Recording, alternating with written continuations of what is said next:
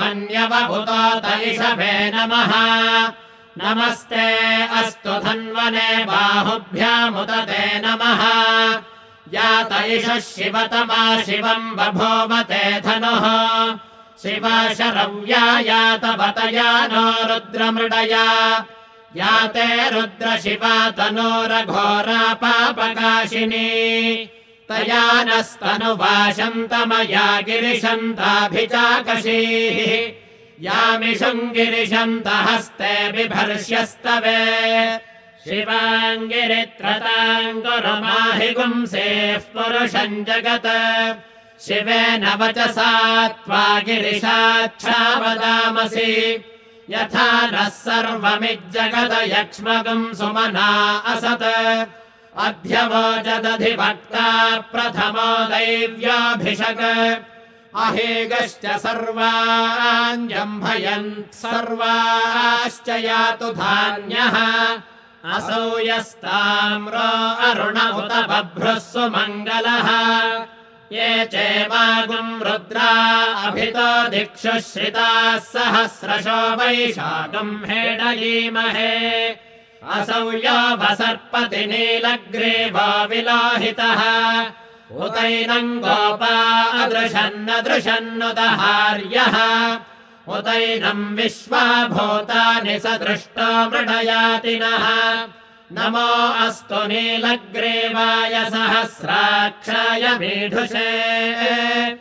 अथो ये अस्य सत्त्वानोऽहम् तेभ्यो करम् नमः प्रमुञ्च धन्वनस्त्वमुभयोरात्रियोर्ज्याम्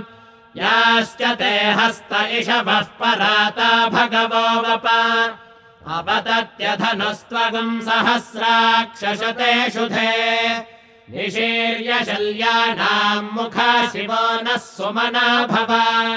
विज्यन्धनः कपर्दिनो विशल्यो बाणवागुम् उत अनेशन्नस्येषव आभुरस्य निषङ्गतिः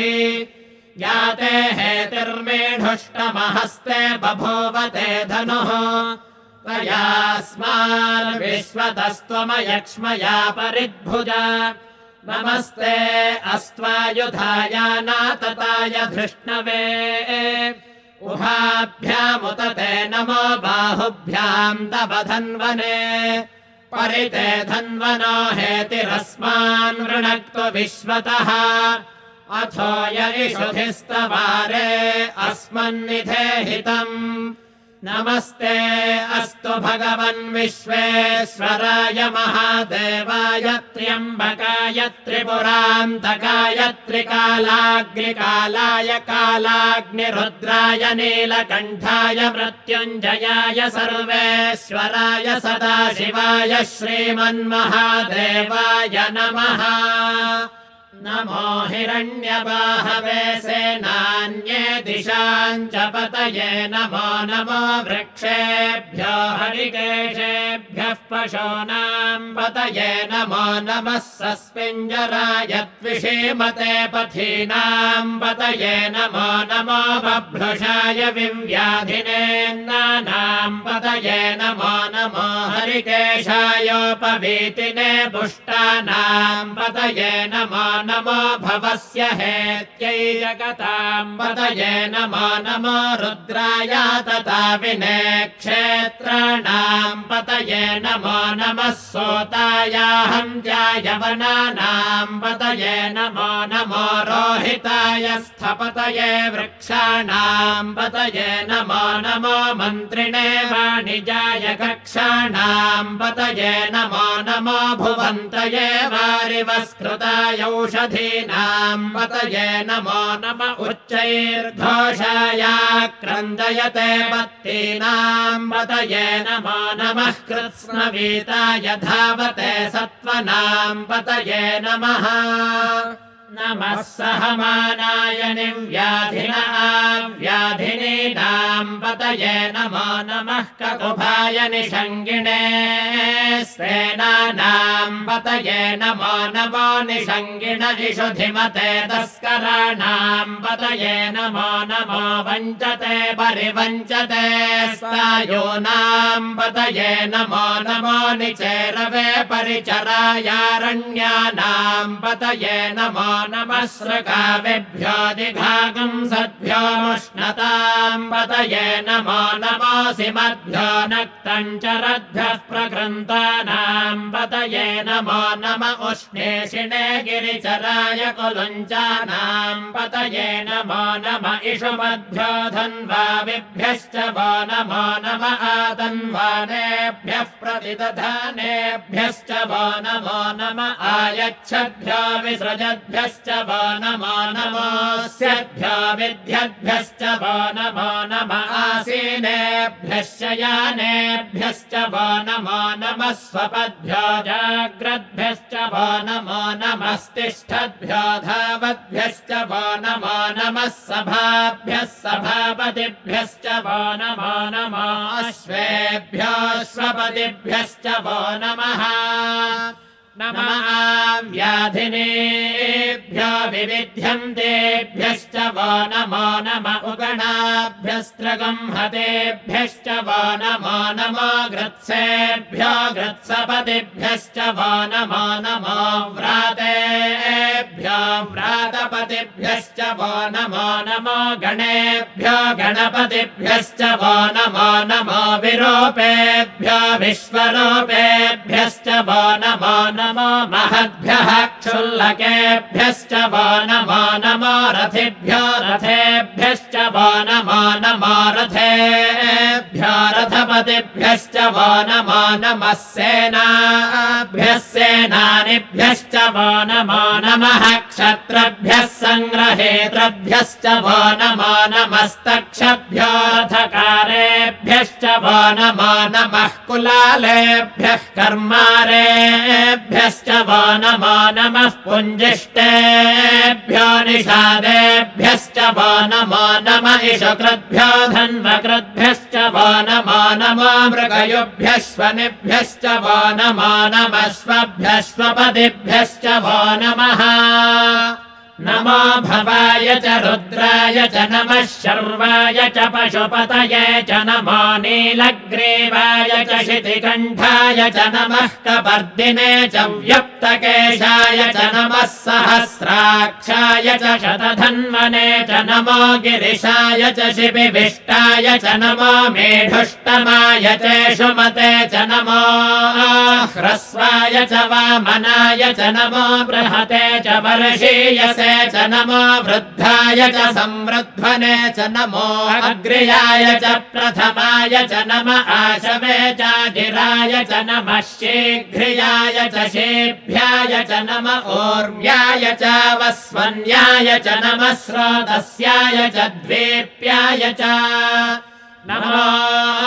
ज्येष्ठाय च कनिष्ठाय च नमः पूर्वजाय च परजाय च नमो मध्यमाय च पगल्भाय च नमो जघन्याय च बुध्नियाय च नमः रथेभ्यश्च वो नमो नमो रथेभ्यो रथपतिभ्यश्च वो नमो नमः सेनाभ्यः सेनानिभ्यश्च वो नमो नमः क्षत्रभ्यः संग्रहेतृभ्यश्च वो नमो नमस्तक्षभ्यो रथकारेभ्यश्च वो नमो नमः कुलालेभ्यः कर्मारेभ्यश्च वो नमो नमः पुञ्जिष्टेभ्यो निषादेभ्यश्च वो नमो नम इषुकृद्भ्यो धन्वकृद्भ्यश्च वो नमो नमो मृगयुभ्यश्वनिभ्यश्च वो नमो नमस्वभ्यश्वपतिभ्यश्च वो नमः नमो भवाय च रुद्राय च नमः शर्वाय च पशुपतये च नमो नीलग्रीवाय च शितिकण्ठाय च नमः कपर्दिने च व्यप्तकेशाय च नमः सहस्राक्षाय च शतधन्वने च नमो गिरिशाय च शिपिविष्टाय च नमो मेढुष्टमाय चेषुमते च नमो ह्रस्वाय च वामनाय च नमो बृहते च वर्षीयसे च नमो वृद्धाय च संवृध्वने च नमो अग्र्याय च प्रथमाय च नम आशवे चाधिराय च नमः शीघ्रियाय च शेभ्याय च नम ऊर्व्याय च वस्वन्याय च नमः स्रोतस्याय च द्वीप्याय च नमो ज्येष्ठाय च कनिष्ठाय च नमः पूर्वजाय च परजाय च नमो मध्यमाय च पगल्भाय च नमो जघन्याय च बुद्ध्याय च नमः सोऽभ्याय च प्रतिसर्याय च नमो याम्याय च क्षेम्याय च नम उर्वर्याय च खल्याय च नमः श्लोक्याय च वसान्याय च नमो वन्याय च कक्ष्याय च नमः श्रवाय च प्रतिश्रवाय च नम आशुषेणाय चाशुरथाय च नमः शूराय चावभिन्दते च नमो वर्मिणे च वरोधिने च नमो बिल्मिने च कवचिने च नमः श्रुताय च श्रुतसेनाय च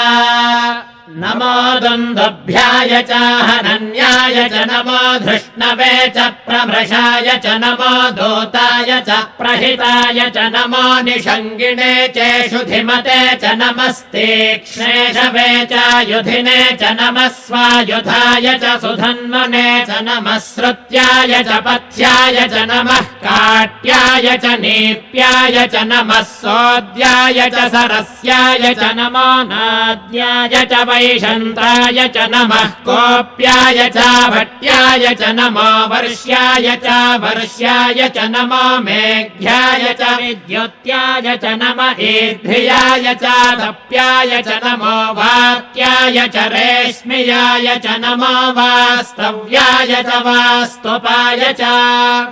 नमः सोमाय च रुद्राय च नमस्ताम्राय च रुणाय च नमः शङ्गाय च पशुपतये च नम उग्राय च भीमाय च नमो अग्रे वधाय च दूरे वधाय च नमो हन्त्रे च हनीयसे च नमो वृक्षेभ्यो हरिकेशेभ्यो नमस्ताराय नमः शम्भवे च मयो भवे च नमः शङ्कराय च मयस्कराय च नमः शिवाय च शिवतराय च नमस्तीर्थ्याय च कोल्याय च नमः पार्याय च भार्याय च नमः प्रतरणाय चोत्तरणाय च नम आतार्याय च लाद्याय च नमः शस्प्याय च फेन्याय च नमः सिकत्याय च प्रवाह्याय च नम इरिण्याय च प्रपथ्याय च नमः किगंशिलाय च क्षयणाय च नमः कपर्दिने च पुलस्तये च नमो गोष्ठ्याय च गृह्याय च नमस्तल्प्याय च गेह्याय च नमः काट्याय च गह्वरेष्ठाय च नमो हृदयाय च निवेश्याय च नमः पागंसव्याय च रजस्याय च नमः शुष्क्याय च हरित्याय च नमो लोप्याय चोलप्याय च नम ऊर्व्याय च सोर्म्याय च नमः पर्ण्याय च पर्णशद्याय च नमोपगुरमाणाय चाभिघ्नते च नम आक्षिदते च प्रक्षिदते च नमो वह्किरिकेभ्यो देवानागुंहृदयेभ्यो नमो विक्षीणकेभ्यो नमो विचिन्वत्केभ्यो नम आनिर्हतेभ्यो नम आमीवत्केभ्यः द्रापे अन्धसस्पते दरिद्रन्नीललोहिता येषाम् पुरुषाणामेषाम् पशूनाम् माभेर्मा रोमो येषाम् किञ्चन ममत या ते रुद्रशिवा तनोः शिवा विश्वाह भेषजी शिवा रुद्रस्य भेषजी तया नो मृडजीवसे इमागुम् रुद्राय तवसे कपर्दिने क्षयद्वीराय प्रभरामहे मतिम् यथा नश्यमसद्विपदे चतुष्पदे विश्वम् पुष्टम् रामे अस्मिन्ननातुरम् मृडानो रुद्रोतनो मयस्कृधि क्षयद्वीराय नमसा विधेमते यच्छञ्जयोश्च मनुराय च पिता तदस्याम तव रुद्रप्रणीतौ मानो महान्तमुतमानो अर्भकम् मान उक्षन्तमुतमानवुक्षितम्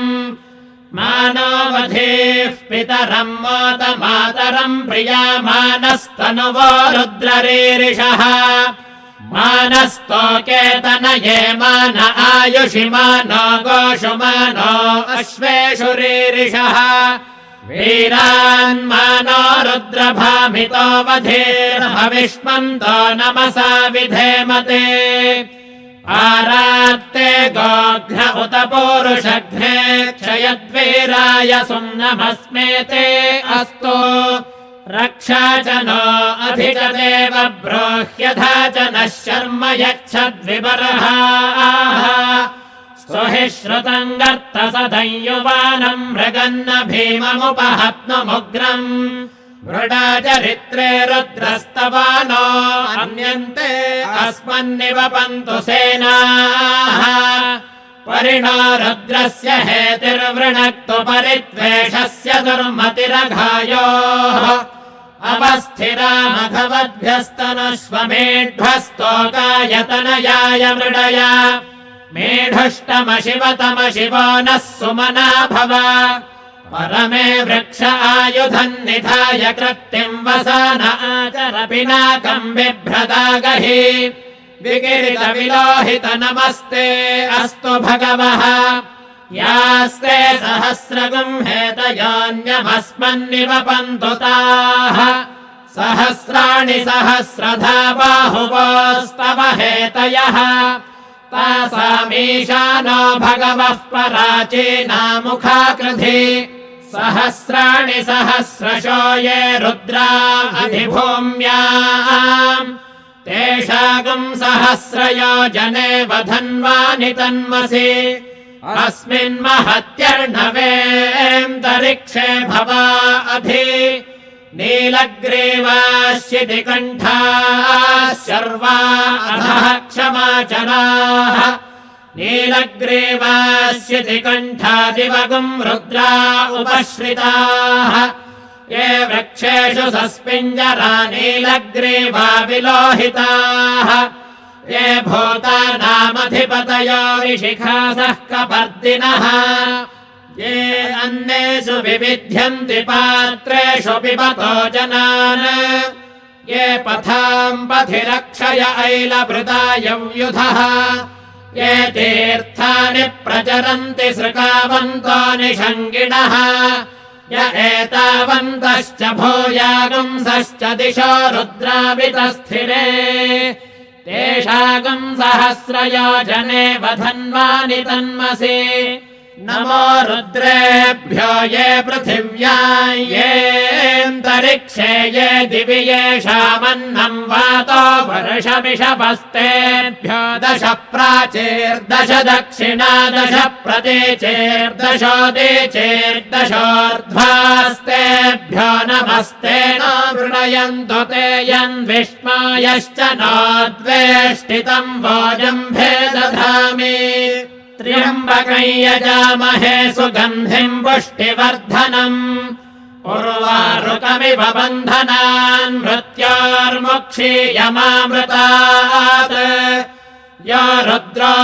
अग्नौ यो अप्सु य ओषधीषु यो रुद्रो विश्वा भुवना विवेश तस्मै रुद्राय नमो अस्तु तमुष्टु हि यस्विषुः सुधन्वायो विश्वस्य क्षयति भेषजस्य यक्ष्वामहेसो मनसाय रुद्रम् नमोभिर्देवमसुरन्दुवस्य अयम् मे हस्तो भगवानयम् मे भगवत्तरः अयम् मे विश्वभेषजोऽयम् शिवाभिमर्शनः एते सहस्रमयुतम् पाशामृत्योमर्त्याय हन्तवे तान् यज्ञस्य मायया सर्वानवयजामहे मृत्यवे स्वाहा मृत्यवे स्वाहा ॐ नमो भगवते रुद्राय विष्णवे मृत्युर्मे पाहि सदाशिवो अग्ना विष्णो सजोषसे मा वर्धन्तु वाङ्गिरः द्युम्नैर्वाजेभिरागतम्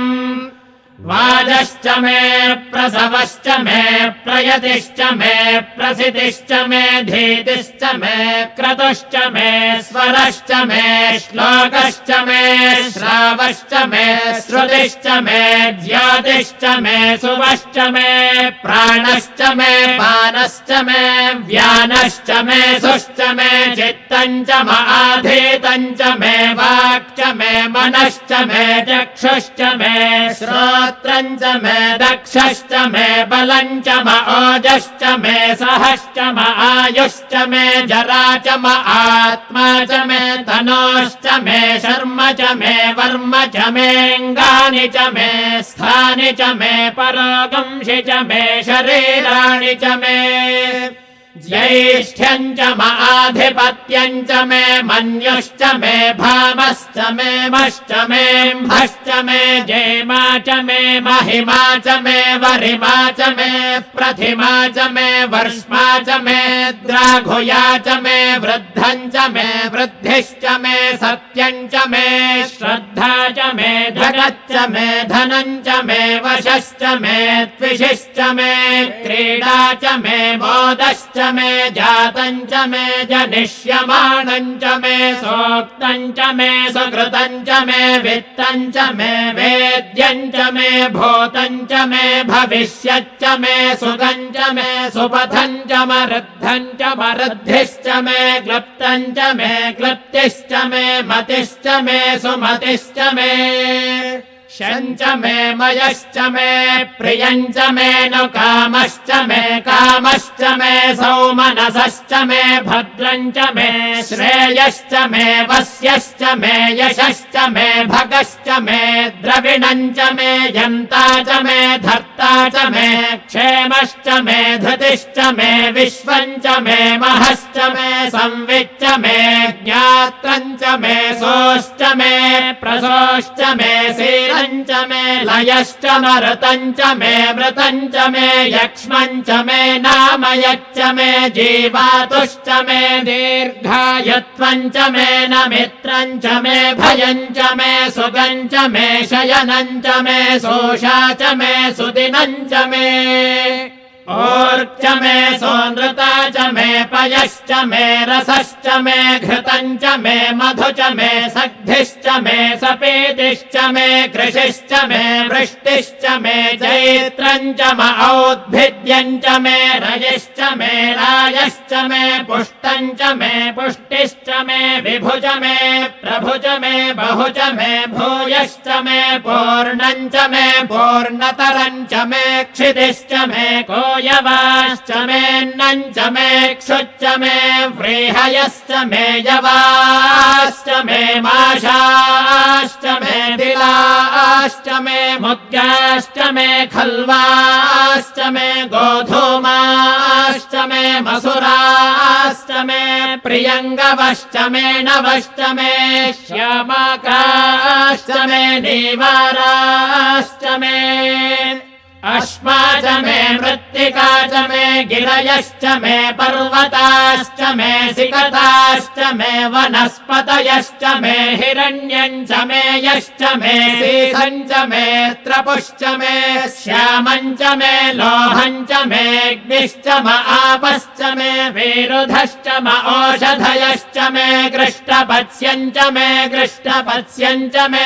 ग्राम्याश्च मे पशव आरण्याश्च यज्ञेन कल्पन्ताम् वित्तम् च मे वित्तिश्च मे भूतम् च मे भूतिश्च मे वसु च मे वसतिश्च मे कर्म च मे शक्तिश्च मेऽर्थश्च मनेमश्च म इतिश्च मे गतिश्च मे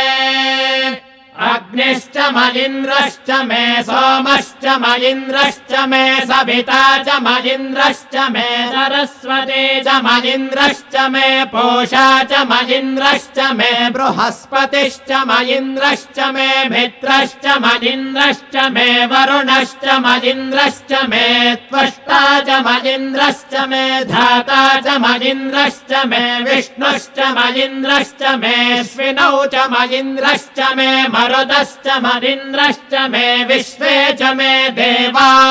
इन्द्रश्च मे पृथिवी च मलिन्द्रश्च मे अन्तरिक्षम् च मलिन्द्रश्च मे द्यौश्च मलिन्द्रश्च मे दिशश्च मलिन्द्रश्च मे मूर्धा च मलिन्द्रश्च मे प्रजापतिश्च मलिन्द्रश्च मे अगंसश्च मे रश्मिश्च मे दाभ्यश्च मेऽधिपतिश्च म उपागंसश्च मेऽन्तर्यामश्च म ऐन्द्रवायवश्च मे मैत्रा वरुणश्च म आश्विनश्च मे प्रतिप्रस्थानश्च मे शुक्रश्च मे मन्थे च म आग्रयणश्च मे वैश्वदेवश्च मे ध्रुवश्च मे वैश्वानरश्च मरुतग्रहाश्च मे दिग्राह्या म ऐन्द्राग्नश्च मे वैश्वदेवश्च मे मरुत्वतीयाश्च मे महेन्द्रश्च म आदित्यश्च मे सावित्रश्च मे सारस्वतश्च मे पौष्णश्च मे पाद्रीवतश्च मे हारियोजनश्च मे इद्मश्च मे बर्हिश्च मे वेदिश्च मे धिष्णिजाश्च मे सृजश्च मे तमसाश्च मे ग्रावाणश्च मे स्वरवश्च म उपरवाश्च मे धिषमणे च मे द्रोणकलशश्च मे वायव्यानि च मे बोधभृच्च म आधवनीयश्च म आग्नेध्रम् च मे हविर्धानम् च मे गृहाश्च मे सदश्च मे पुरोडाशाश्च मे पचताश्च मे वभृतश्च मे स्वगाकारश्च मे अग्निश्च मे घर्मश्च मेऽर्कश्च मे सूर्यश्च मे प्राणश्च मे श्वमेधश्च मे पृथिवी च मे दितिश्च मे दितिश्च मे द्यौश्च मे शक्वरेरङ्गुलयोदिशश्च मे यज्ञेन कल्पन्तामृच्च मे साम च मे स्तोमश्च मे यजुश्च मे दीक्षा च मे तपश्च मरुतश्च मे व्रतम् च मे होरात्रयोर्वृष्ट्या बृहद्रथन्तरे च मे यज्ञेन कल्पेताम् गर्भाश्च मे वत्साश्च मे त्र्यविश्च मे त्र्यवी च मे दित्यवाच्च मे दित्यौही च मे पञ्चाविश्च मे पञ्चावी च मे त्रिवत्सश्च मे त्रिवत्सा च मे तुर्यवाच्च मे तुर्यौही च मे पष्ठवाच्च मे पष्ठौही च म उक्षा च मे वशा च मर्षभश्च मे वेहच्च मे नड्वाञ्च मे धेनुश्च म आयुर्यज्ञेन कल्पताम् प्राणो यज्ञेन कल्पताम् अपानो यज्ञेन कल्पताम् व्यानो यज्ञेन कल्पताम् चक्षुर्यज्ञेन कल्पताम् श्रोत्रम् यज्ञेन कल्पताम् मनो यज्ञेन कल्पताम् वाग्यज्ञेन कल्पताम् आत्मा यज्ञेन कल्पताम् यज्ञो यज्ञेन कल्पताम् एका च मे तिस्रश्च मे पञ्च च मे सप्त च मे नव च म एकादश च मे त्रयोदश च मे पञ्चदश च मे सप्तदश च मे नवदश च म एकविंशतिश्च मे त्रयोविंशतिश्च मे पञ्चविंशतिश्च मे सप्तविंशतिश्च मे नवविंशतिश्च म एकत्रिंशच्च मे त्रयस्त्रिंशच्च मे चतस्रश्च मे अष्टौ च मे द्वादश च मे षोडश च मे विंशतिश्च मे चतुर्विंशतिश्च मे अष्टाविंशतिश्च मे द्वात्रिंशच्च मे षट्त्रिंशच्च मे चत्वारिंशच्च मे चतुश्चत्वारिंशच्च मे अष्टाचत्वारिंशच्च मे वाजश्च प्रसवश्च बीजश्च क्रतुश्च सुवश्च मूर्धा च व्यष्णियश्चान्द्यायनश्चान्द्यश्च भौवनश्च भुवनश्चाधिपतिश्च इडा देवहोर्मनुर्यज्ञनेर्बृहस्पतिरुक्थामदानि शगुंसि षद्विश्वे देवा सोक्तवाचः पृथिवीमातर्माहि गुंसेर्मधुमनिष्ये मधुजनिष्ये मधु वक्ष्यामि मधु वदिष्यामि मधुमतीम् देवेभ्यो वाचमुद्यासगम् शुश्रूषेण्याम् मनुष्येभ्यस्तम् मा देवा अवन्तु शोभाये पितरो न मदन्तो ॐ शान्तिः शान्तिः शान्तिः सहस्रशीर्षा पुरुषः सहस्राक्षः सहस्रपात् स भूमिम् विश्वतो वृत्वा अत्यतिष्ठद्दशाङ्गुलम् पुरुष एवेदगुम् सर्वम् यद्भूतं यच्च भव्यम् उतामृतत्वस्येषा नः।